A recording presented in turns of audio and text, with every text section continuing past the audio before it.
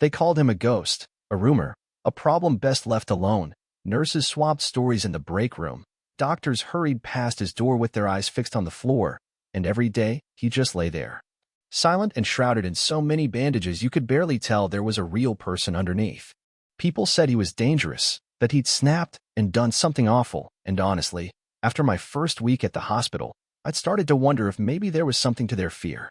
But I'll tell you this, when you're the only one willing to look someone in the eye, sometimes you see something everybody else missed.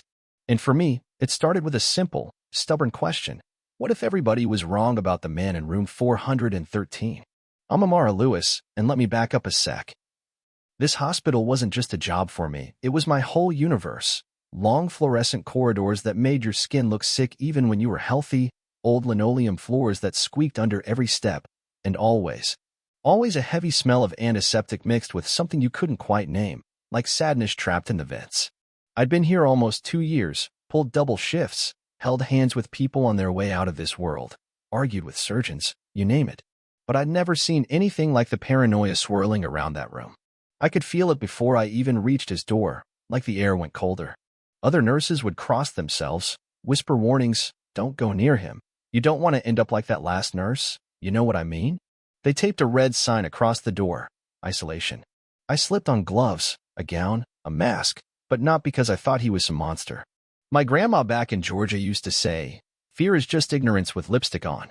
I never forgot that. So when I finally pushed into that room, I made myself slow down, to act like he was just another human who deserved a little bit of dignity. Inside, it was too quiet, the kind of quiet that squeezes your chest. He was propped up in bed, his face almost entirely hidden by bandages, just those dark eyes peeking out, watching. Honestly, it made me shiver for a second, not out of fear, but something like pity. How long had he been lying there? Nobody touching him, nobody even calling him by name. I walked over, soft as I could, and introduced myself. Nothing, not a nod or even a blink, just watching. But I kept talking, told him I'd be his nurse, said he wasn't alone. I got this tiny flicker, like he was actually listening, and that was enough to keep me coming back. The others thought I was crazy, maybe they were right. You're brave, someone whispered. Or just plain stupid, another nurse muttered. But I didn't care. Curiosity and stubbornness are a dangerous mix, and something about this guy, something didn't add up. Second day, I came back with warm soup and a fresh blanket. Still nothing. But when I turned my back, I heard the faintest whisper, almost a ghost of a thank you. I spun around, and I swear, there was just a little light in his eyes for a second. That's when I started noticing things, a tattoo just peeking out from under his wristband, not prison ink, but an old-style crest, 2 lions circling a shield, almost royal. His hands were clean, neat, not what you'd expect from a violent runaway. The file on him was basically empty, just John Doe, aggressive, handle with caution. That's when the suspicion really set in. Who was this man, and why was everyone trying so hard to make him disappear? One night in the break room, Jenna, another nurse, cornered me. Why do you even bother? You know what they say he did. But I just said, everyone deserves someone who doesn't give up on them. She shrugged. Suit yourself. It was a lonely place to stand, let me tell you. Over the days, I started bringing him things, a book of poems, a crossword, a little radio. Sometimes I talked about my own life. Sometimes I just read to him. Inch by inch, he started responding. Just little things, a nod, a word. Then one afternoon, in the middle of a code blue, he muttered under his breath, wrong paddles, they'll break the kid's ribs. It stopped me in my tracks. How did a so-called violent John Doe know about pediatric crash protocol? That night, I stayed late, sat beside him in the dim light, and just said it. I don't know who you really are, but I'm not here to hurt you. He looked at me for the first time like he was weighing whether to trust me or not. It's not safe for you, he rasped, and there was a flash of real fear. I shrugged. Yeah, well, you picked the wrong nurse for that. As I tucked his blanket, I saw that tattoo again, clearer this time, 2 lions, a crown, a shield. I'd seen that somewhere before. My heart hammered in my chest. Back home, I did what anybody with too much curiosity and too little sense does. I Googled it. Family crest, 2 lions, shield, gold crown. Bang, there it was. Crestwood family.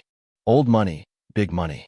Their heir, Daniel Crestwood, went missing after a boating accident, declared dead 8 months ago. No body, rumors of fraud, family drama up to the ceiling. My John Doe wasn't just anyone, he was Daniel Crestwood. Next morning, I closed his door and showed him the headline on my tablet. "It's you, isn't it?" He didn't deny it, just nodded, tired and broken. "They tried to kill me," he whispered. "My own family. Set me up for embezzlement, tried to drown me. When that didn't work, they poisoned me. They bought off the Coast Guard, faked the paperwork. I tried to keep my hands from shaking. Why didn't you tell anyone?" He gave a bitter little laugh. "Would you believe a dead man?" In that moment, I saw the truth. This wasn't a monster, he was a survivor. Hunted, betrayed, terrified. I said, "You're not alone anymore. I'll help you." Tears glistened in his eyes, and I realized nobody had stood by him in a long, long time. But the hospital wasn't stupid. They started sniffing around, asking why 413 wasn't being discharged. Too many questions, too many eyes. We had to move fast. I started planning battery packs for his monitors, spare gown stashed by the back door, a wheelchair tucked away for midnight. The best part? Nobody notices a black nurse. I was invisible in all the right ways until I wasn't. That afternoon, Nurse Emily nearly ruined everything. "Need help with your John Doe?" I smiled, said no, prayed she'd walk away, and when she finally did, I knew it had to be tonight or never. Around midnight, I rolled Daniel out, hidden under blankets, badge swiped at the rear exit.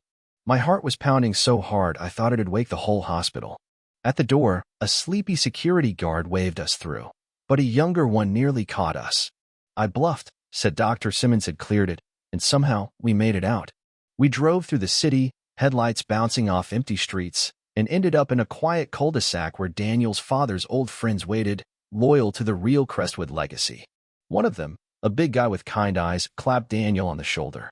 "You're safe now, son." For the first time, Daniel looked like he could breathe. Inside, he told the whole story. His uncle had orchestrated everything, paid off doctors and cops, staged the accident. They'd almost erased him. I sat there stunned, realizing just how deep the conspiracy went. Over the next weeks, with my help, Daniel pulled together enough evidence to expose the whole rotten operation, hidden accounts, secret emails, names. It was going to break the news, maybe break the business world, too. He tried to reward me money, a new life, whatever I wanted. But I said no. I'm good. Good isn't about money. It's about doing the right thing. He hugged me, gentle as he could. "The world needs more people like you, Amara. It just doesn't deserve you."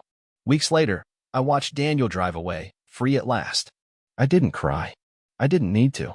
The world hadn't changed overnight, but for one person, justice had won because I was stubborn enough to care. My grandma always said, "Stand by the forgotten ones. That's where your real strength lives." So I turned, straightened my scrubs, and walked back inside, one step, one life at a time. And I gotta ask, would you have stayed by his side like I did, or walked away like everyone else? Tell me below. What's the line between fear and justice, between standing by and standing up? Let's talk about it.